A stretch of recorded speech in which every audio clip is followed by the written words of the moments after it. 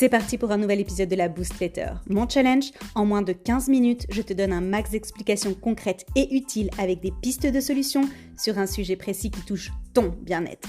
Et découvre ton challenge de la semaine à la fin de l'épisode. Je m'appelle Laurine, je suis coach mental et bien-être. Je suis là pour te faire réfléchir et t'inspirer loin des clichés habituels du développement personnel. Je remercie sincèrement toutes celles et ceux qui prennent le temps de s'abonner et de me laisser une jolie note pour soutenir mon travail. Bonne écoute!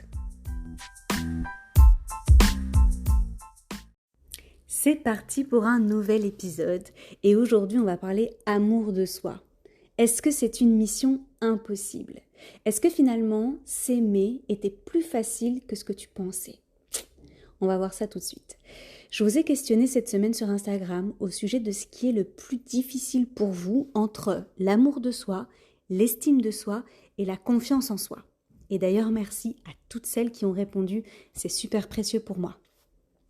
La majorité d'entre vous a répondu l'amour de soi. J'étais extrêmement surprise. J'avoue que je m'attendais à ce que vous répondiez la confiance en soi. C'est tellement répandu sur les réseaux sociaux ces derniers temps. Et pourtant, bam, surprise, c'est l'amour qui a gagné. Bon, entre nous, l'amour gagne toujours, n'est-ce pas? Alors, c'est parti pour l'amour de soi. Commençons avec une marguerite. Retombons en enfance quelques instants. Prends une marguerite dans la main, imagine-la virtuellement.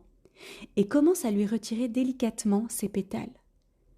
Est-ce que tu t'aimes un peu, beaucoup, passionnément ou à la folie? Quelle est ta réponse? Voyons d'abord de quoi on parle quand on parle d'amour de soi. L'amour de soi, c'est un sentiment positif et respectueux envers toi-même. Positif et respectueux. Tiens, intéressant. L'amour de soi, c'est te traiter avec bienveillance, t'accorder de la valeur ou encore prendre soin de ton bien-être mental, physique et émotionnel. Bingo, tu es au bon endroit ici. Ok, donc en somme, on fait preuve de bonté, de compassion et de gentillesse à son égard, sans jugement et avec compréhension. Ça paraît super évident, dit comme ça, non? Alors pourquoi y a-t-il autant de femmes qui ne s'aiment pas à la folie? Et puis d'abord, s'aimer à la folie, ça veut dire quoi? C'est aimer toutes ses facettes, toutes ses parts, les parts de lumière et les parts d'ombre. Le travail d'une vie, on est bien d'accord. L'idée, au final, c'est de s'aimer chaque jour un peu plus. Aimer ses défauts, ses complexes, ses vulnérabilités, ses réactions et ses non-réactions. Affronter ce qui nous fait peur, y mettre de l'amour pour être capable de travailler dessus. C'est un chemin que j'ai pris il y a de nombreuses années et je peux affirmer que je m'aime. Ça te choque? Ça te surprend? C'est juste la vérité. Je m'aime et je me soutiens. Est-ce que je m'aime à la folie? Pas encore. Le chemin est long. Raison de plus pour s'y mettre sans tarder. La théorie c'est super, mais dans la vraie vie, on s'y prend comment? Alors voici 10 manières de cultiver l'amour de soi. Retrousse tes manches et prépare-toi à l'action. Tu me connais maintenant. J'ai toujours aimé le concept d'agriculture du bonheur. J'en parlais déjà en 2021. Être heureuse, ça se construit au quotidien à travers des mini-actions. Comme un potager du bonheur à arroser, à replanter, à ajuster, composé de plein de plantes différentes. Et aujourd'hui, on met la lumière sur une plante de ton potager du bonheur, l'amour de soi. C'est parti, accroche-toi. Alors, première manière de cultiver l'amour de soi, tes qualités. Es-tu capable de me citer 10 de tes qualités? Bam, on commence fort. Prends une feuille, on a tout notre temps et commence à écrire. Joue le jeu. Et si tu as envie de le faire sur ton téléphone, fais-le sur ton téléphone. Est-ce que tu as réussi à en lister 10 ou plus? Est-ce que des pensées négatives sont apparues pendant que tu réfléchissais à tes qualités? Non, ça c'est pas vraiment moi. Non, ça serait un peu prétentieux quand même. Ça j'aimerais bien mais j'y suis pas encore. Est-ce qu'on peut vraiment dire ça de moi? Pas de fausse modestie.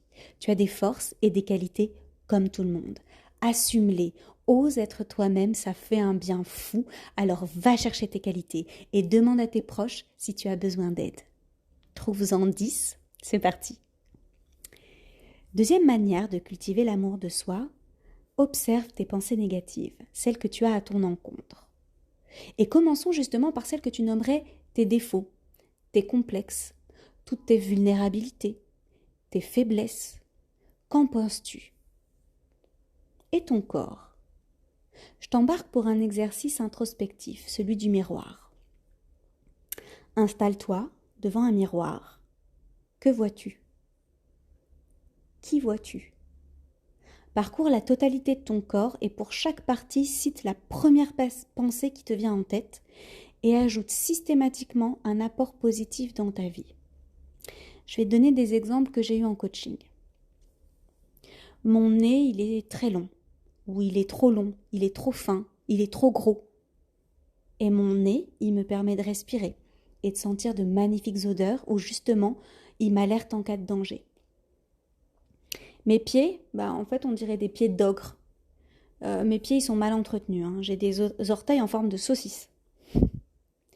Mes pieds me permettent de marcher, de courir, de danser, de sauter, de nager, de me lever, d'aller où je veux. Bon, t'as compris le concept, tu n'oublies aucune partie du corps. Tu en as pour minimum 30 minutes, si tu le fais consciencieusement. Donc, mets-toi devant un miroir et prends le temps. Et réfléchis à toutes les pensées négatives que tu peux avoir, toutes les pensées négatives que tu as par rapport à ton physique, mais aussi par rapport à tes capacités, par rapport à ta place dans la société, dans ta famille. Et note-les. Toutes les pensées négatives que tu as à ton encontre bousillent l'amour que tu te portes. Pense-y. À chaque fois que tu as une pensée négative, traite-toi avec amour. Parle-toi comme si tu étais ta meilleure amie. Troisième manière de cultiver l'amour de soi, j'allais dire son bonheur. Est-ce que tu t'autorises à t'occuper de toi comme tu le ferais de ton enfant, en partant du principe que tu aimes ton enfant, évidemment. Est-ce que tu bloques du temps dans ton agenda pour ton bien-être physique, mental et émotionnel? Je te vois d'ici. Voyons voir ce qui est envisageable pour toi. Est-ce que c'est envisageable 15 minutes de respiration profonde? Plusieurs fois dans la semaine. Ou 15 minutes de yoga ou de méditation. Un cran au-dessus, est-ce que 1 heure à lire un bon livre toute seule, sans être interrompue, ou 1 heure à te faire masser, est-ce que c'est envisageable? 2 heures à faire du sport, ou 2 heures à peindre. 3 heures passées au cinéma. Une demi-journée au spa. Une journée entière en virée dans une autre ville. Une semaine de vacances en solo. Alors, qu'est-ce qui est envisageable pour toi? Qu'est-ce que tu fais déjà? Qu'est-ce que tu souhaites améliorer? À toi de jouer, planifie et profite. Ensuite, apprends à dire non. À chaque fois que tu n'en as pas envie, que ça te pèse trop ou que tu ne le sens pas, dis non. Renforce l'amour que tu te portes. Et comme je dis souvent, ni hérisson, ni paillasson. Numéro 5, apprends à demander de l'aide. Aime-toi suffisamment que pour vouloir le meilleur pour toi. Tu es humaine. Par conséquent, il y a des domaines dans lesquels les autres sont meilleurs que toi et vice-versa. Accepte les mains tendues comme des opportunités et sollicite les autres avec courage et amour. Numéro 6, exprime de la gratitude chaque semaine dans ton bocal à trésors. Si tu as loupé mon post Instagram, je t'explique. Prends un bocal à cornichons et mange les cornichons. Bon, évidemment, tu peux prendre un bocal, même à lentilles, peu importe. Prends un bocal en verre. Transforme le bocal en bocal à trésors pour toute l'année. Décore-le, fais-en quelque chose d'agréable à regarder et idéalement transparent pour que tu puisses voir à travers. D'où l'intérêt d'avoir un bocal en verre. Chaque semaine, glisse au minimum un papier contenant un moment que tu as aimé, une victoire que tu as célébrée, ou qu'il faut célébrer encore, ou une gratitude ressentie pendant la semaine. En décembre, tu auras au minimum 52 papiers positifs et puissants qui ont constitué ta vie. Ce qui compte, c'est le chemin, c'est pas l'arrivée. Alors mets de la lumière sur tes bonheurs du quotidien, tu vas voir, c'est génial. Moi j'ai commencé déjà et je peux te dire qu'il y a déjà pas mal de papier dans mon bocal. Numéro 7. Pratique une activité physique chaque semaine et plusieurs fois par semaine. Je le dirai jamais assez. Grâce au sport, tu prends soin de ton corps, de tes émotions, de ton cerveau et de ton mental. C'est magique. Mets tes baskets. Go. 8e manière de cultiver l'amour de soi, expérimente 2 capsules bonheur chaque jour. Qu'est-ce que c'est une capsule bonheur? C'est une activité refuge qui te ressource à coup sûr, qui te booste à coup sûr ou qui te réconforte à coup sûr. Ce sont ces activités que tu adores, qui te remplissent d'un sentiment tellement agréable que tu aimerais que ça se prolonge. Liste toutes tes capsules bonheur quand tu vas bien pour aller piocher dedans facilement. Je te donne des exemples. Boire un café au soleil, lire toute seule dans mon lit, me faire masser, m'acheter des fleurs, aller marcher en pleine forêt, admirer l'océan, faire un resto avec mes amis, un ciné en solo, faire des câlins à mon chat, écrire dans mon journal, mettre la musique à fond et faire un free flow, etc., etc.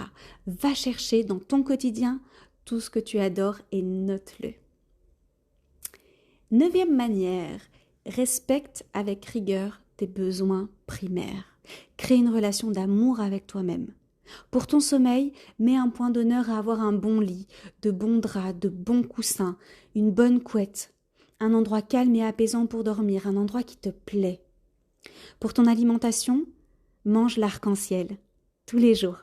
Bois de l'eau plate chaque jour, évite les produits transformés. Pour le sport, je te ramène au point numéro 7 de cette newsletter, de cet épisode de podcast.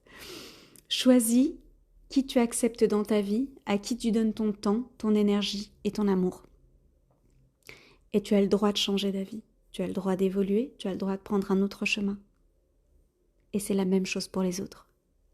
Favorise ta sécurité physique, mentale et émotionnelle, l'endroit où tu vis, où tu travailles, là où tu te déplaces. Et enfin, 10e manière de cultiver l'amour de soi, investis dans ton développement personnel. Investis sur toi et pour toi. Se sentir s'améliorer, se libérer et kiffer de plus en plus est extraordinaire à vivre. Des livres, des conférences, des séminaires, des workbooks, des podcasts, une thérapie, un coaching, fonce. Je suis toujours aussi émerveillée par les avancées de mes coachés en termes d'audace, d'enthousiasme, de gain de confiance, d'estime et d'amour. Waouh! Alors rappelle-toi, tu as un pouvoir extraordinaire en toi.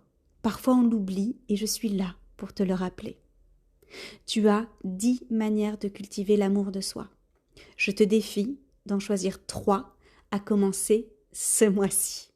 Alors lesquelles choisis-tu en priorité? J'ai hâte d'avoir ton retour. À toi de jouer. Je te laisse sur un sourire et te dis à très vite.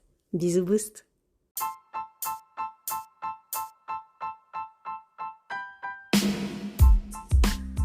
L'épisode est terminé, merci de l'avoir écouté jusqu'au bout. Es-tu prête à relever le challenge du jour? À toi de jouer. Et n'oublie pas de me mettre une jolie note pour soutenir mon travail et faire vivre mon podcast. Partage-le à tout ton monde. Tu n'imagines pas à quel point il peut être utile pour un de tes proches. Toute mon actualité se trouve sur mon site internet coachinglorraine.com. J'ai hâte de te retrouver la semaine prochaine. Je te souhaite une belle nuit ou une magnifique journée. Prends soin de toi. À très vite.